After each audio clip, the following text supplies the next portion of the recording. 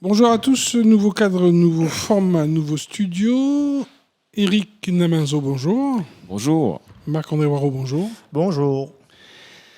Eric Naminzo, professeur certifié de lettres, d'espagnol, traducteur, formateur indépendant en créole réunionnais, coach, consultant, auteur et musicien, et quoi d'autre? Il fait un paquet d'affaires, mais c'est des activités en fait. Dans un métier, on a plusieurs activités et moi, m'a diversifié au maximum après le métier de prof. M'a voulu lancer à moi mon compte pour faire un peu mon Mais passion, vivre mon passion. On sent que c'est plus des métiers, c'est de... Vous êtes engagé. C'est ça. Engagé et révolté pour développer la culture réunionnaise. Engagé et révolté. Il dépend comment il voit. Si pour moi la révolte c'est une façon voir l'engagement, pourquoi pas, mais engagé en tout cas. Ouais. D'accord. Marc-André Waro, peut-être une petite précision du pourquoi de la venue d'Eric Naminzo sur les avirons? Oui, tout à fait. En fin de compte, la médiathèque nous fait un affaire. Toute l'année 2023, il appelle Qui ça nous l'est. L'année épisode numéro 2 nous parle sur le banc de Malbar. Et Eric, m'y pense, c'est une des personnes ressources, des intervenants qu'on avait pensé dès le départ. Parce qu'il a écrit beaucoup là-dessus, lui-même s'est réfléchi aussi. D'ailleurs, on aura 2-3 petits mots, d'ailleurs, qu'on m'a parlé. Va revenir là-dessus. Et puis, deuxième chose, dans un autre contexte, nous met pour la 4e année, nous lance notre concours d'écriture de Fonke à poésie. Et cette année, nous voulons innover. Nous voulons Eric intervient en tant que intervenant pour coacher un petit peu les gens qui ont envie d'apprendre à écrire, des 3 tic-tac en créole et en français. Mais si je reviens sur sa première intervention, ce sera à Qui ça nous l'est, le 15, si je ne me trompe pas. Eric Naminzo, c'est pas à Malbar. Eric Naminzo sera ce jour-là un artiste qui chante un petit peu. Enfin, ça lui va par là, nous. C'est quoi? Est-ce que lui chante un balbaridé dans son bon texte? Ça, c'est ça. Et Eric sera Eric, le musicien, avec son groupe Véli. Là, lui peut en parler un petit peu peut-être. Oui, après, comment on t'a dit Malbar par rapport au nom ou ce que m'y fait? Le nom, par exemple. Le nom. Ouais. Alors, le nom n'est pas un nom d'origine tamoule, comme nous connaissons souvent, il finit en poulet, chéti, des choses comme ça, ramassami. Bon, c'est pas un nom d'origine Malbar, pas du tout, mais c'est Domoun d'origine Malbar. Il a eu une reconnaissance à un moment donné dans l'histoire d'un 100 ans, plus de 100 ans. D'accord. Et ça aussi, c'est notre pays, c'est ça voilà. Aussi les Gaillards. Justement, en plein dedans. Il y a bien des origines. Et en plus, vous êtes vraiment quelqu'un qui aime non pas se faire connaître, mais aide les autres. Sur votre site internet, et je cite, « J'aide les Réunionnais à approfondir leurs connaissances et la valorisation de leur culture par la langue créole. » Non pas la langue tamoule cette fois-ci, mais la langue créole. La langue créole, qui inclut évidemment certains mots tamouls, parce que notre langue est riche, notre langue est forte. Comme quoi, par exemple? Comme, par exemple, tangol, par exemple, je sais pas, on a un paquet, tambi, par exemple, ça c'est un petit mot qu'on utilise souvent, tambi. Bon, c'est veut dire petit frère. Daniel a fait une femme morceau appelle Tambi. Voilà, c'est des choses comme ça. Bon, après nous, au grand sur frère, les origines de Anin, voilà.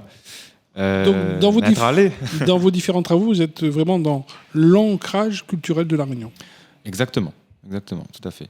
Nous avons besoin re-enraciner à nous bien, parce que nous perdons la racine vitement ici, parce que nous les rouvets, nous ça va, nous rouvre, mais nous oublie, puisque justement le système et l'histoire l'a fait ça, mais il ne rentre pas dans les détails, il serait trop long, mais elle a été conditionnée pour justement couper à nous de notre propre racine, finalement, non française. Alors que nous voyons bien, nous avons énormément de racines à revaloriser, tout simplement. Et tout ça pour le bien-être du collectif. Mais pour le bien-être de notre propre identité déjà, parce que quoi pas que ça roulé ou ça pas nulle part en fait, ou ça pas trop loin. Mais quand on voit l'état des lieux de la Réunion au jour d'aujourd'hui, il y en a qui vont y voir un bon côté, il y en a qui vont y trouver quand même des matières à redire, non? De toute façon, quoi qu'on fasse, on aura toujours des critiques et des choses, de monde va redire, mais le fait de connaître bien notre culture, c'est pas un problème en fait. Un Brésilien, il connaît son pays, son histoire, mais nous, non, puisque justement, on a eu cette histoire-là, coloniale, quoi.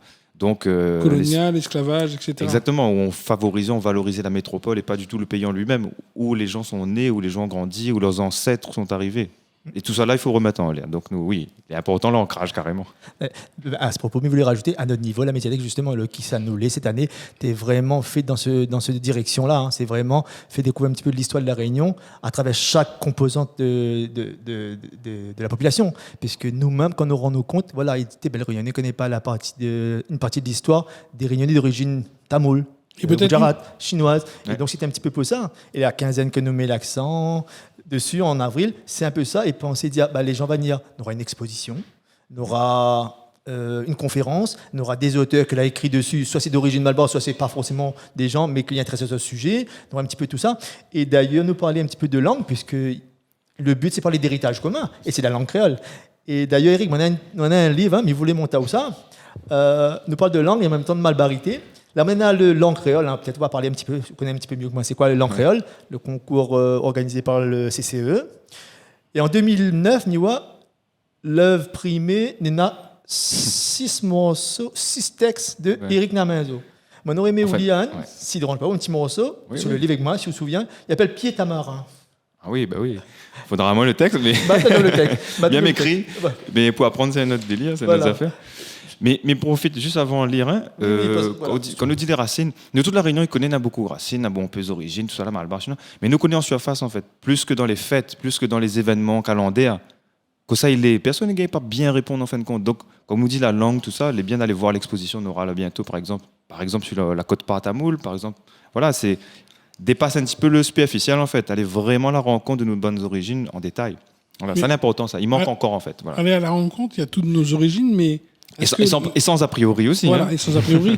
Mais est-ce que la réussite du modèle réunionnais, c'est pas la bâtarcité, ce mélange où tout le monde se sent chinois, malbar, etc. Pour moi, je suis convaincu, oui. Totalement. Et il faut dépasser justement ces on vous laisse en plein poème. Une petite précision, il a cité le titre du poème, Pied de Tamarin ou Tamarin. Pied de Tamarin. Pied de Tamarin. Quand tu as écrit ce poème, tu étais où, dans ta chambre, ou tu étais en pleine nature, à Mafat, par exemple? Alors, pas du tout. Moi, j'étais loin. J'étais loin de mon île. Et moi, j'ai écrit ça, si je ne me trompe pas, moi, j'étais à Montpellier. Ouais. En tout cas, là, comment s'écrire. Après, m'a fini plus tard, comme des Toulouse. Mais j'étais en exil, justement, en tant qu'étudiant, et m'avait besoin de retrouver mon racine. Je passe par un pied tamarin avec son racine. Grand pied tamarin. Dans le gros soleil sec, mirode ton long brase. Vieux pied tamarin. Dans le gros soleil sec, n'a même point de niaz. Pour apaiser l'ardé à la savane, tisserine l'appli caresse à lit. Pour guérir belle poicase bondier sous lienne. Tidolo frais cool, il te sent en miel. Un parfait l'encens, y a râle mon cinq sens, loin même. Dans le fin fond, dans le tréfond, mon l'inconscience, loin même. Il fait voyage à moi dans le carreau, zeb sec, pays tamoul. Il a donné à moi le goût à prendre mandron pour chasse bonne loule. M'y invente un paysage malbar dans mon soleil créole. Là-bas, derrière la mer. Il dessine un bel pied élastique de ce tableau Mont l'école. Là-bas, derrière la mer. Là-bas, les comme ici, mi sent son salé à son gaillard, son lodé à son cabas, son fond de cœur, mon l'histoire. Des mots bien poétiques. On a l'impression que vous avez, au-delà des métiers présentés sur le CV, vous êtes un magicien des mots. Les mots s'entremêlent, s'entrechoquent et il y a des émotions derrière. En tout cas, s'il ressent ça, moi, il est content. Moi, si il pourrait dire ça, il aime jouer avec le mot, oui. Il aime jouer avec le son aussi. Pour ça, même, il fait la musique d'ailleurs aussi. Mais les émotions, chacun y prend comme il sent aussi. Il est vrai que c'est une affaire où on ne maîtrise pas. Après, si Demone y ressent, tant mieux. Mais nous fait ça pour ça d'abord. Alors, est-ce qu'il y a des passerelles entre littérature, musicalité, sonorité et puis langue, l'apprentissage de la langue? Il faut aussi avoir l'oreille. Parce que j'aurais dû peut-être commencer l'interview en disant « Hola, ¿qué tal ?» Exactement. Exactement. Alors, Fabrice moi juste la pêche, parce qu'il partait dire Éric Namenzo et la langue créole. Et après, il partait dire, pour aller plus loin, Éric Namenzo et les langues. Puisque voilà, Fabrice il parlait en introduction de formateur, consultant, traducteur, ou les enseignants. Autour des langues. Alors, voilà, Éric et les langues.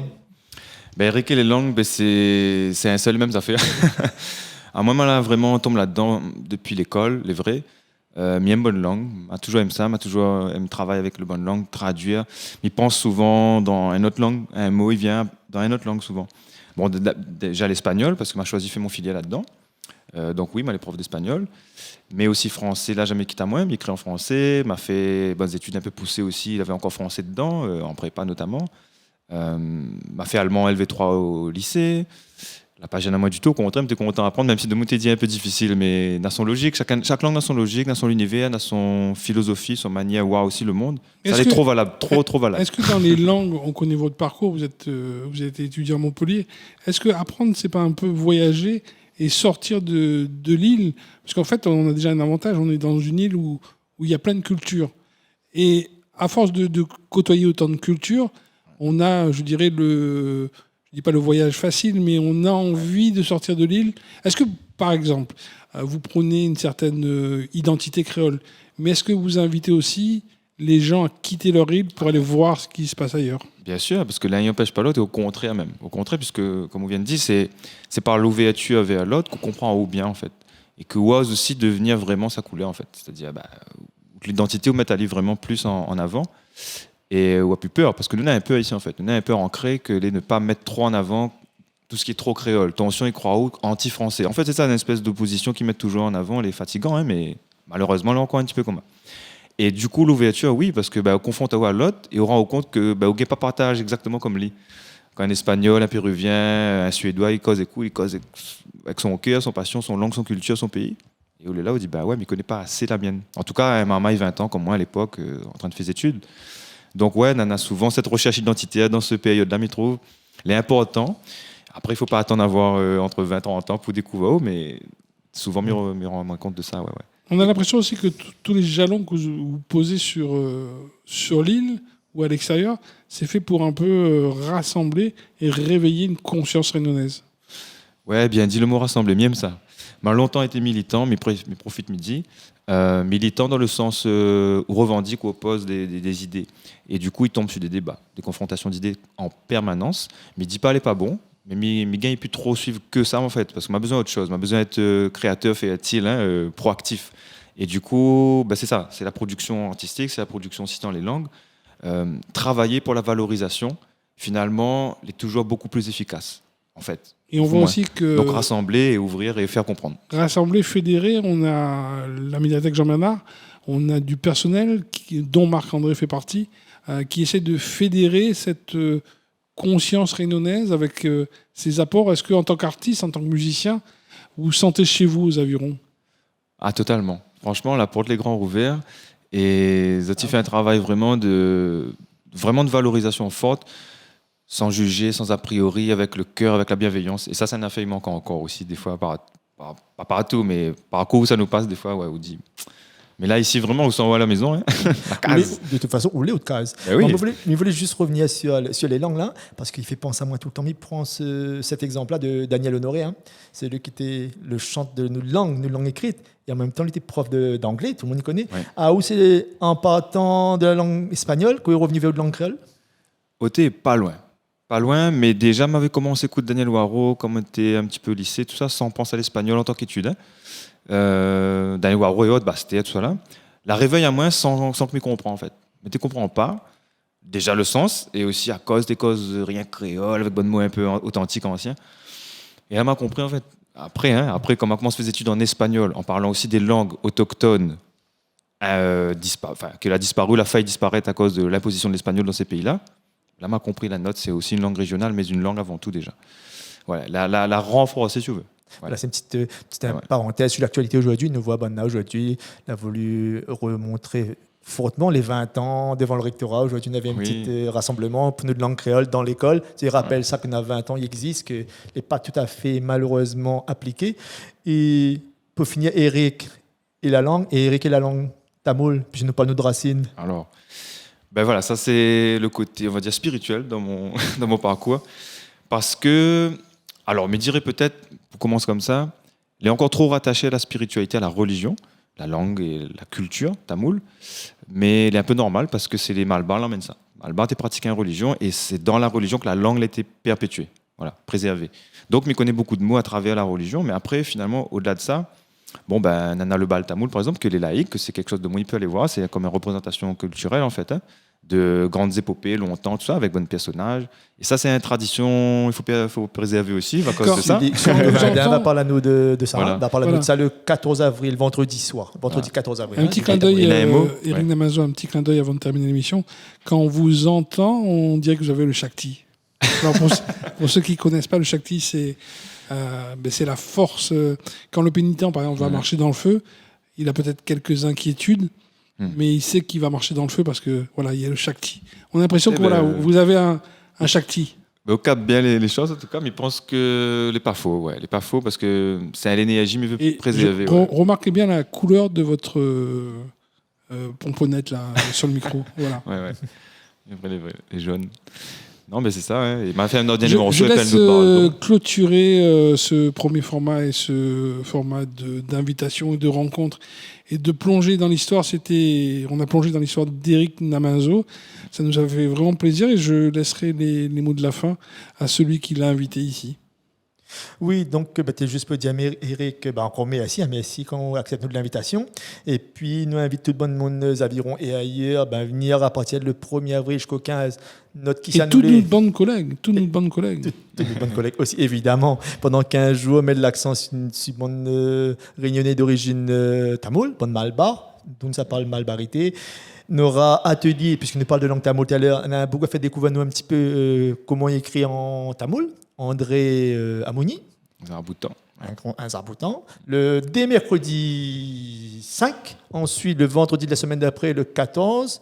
On aura le 14 au soir, on aura Sully Govindin, l'historien qui maîtrise le sujet.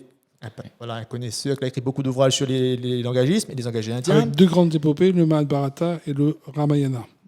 Et conclure.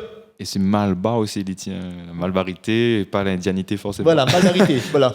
Et nous va conclure cette quinzaine-là le samedi 15 au matin.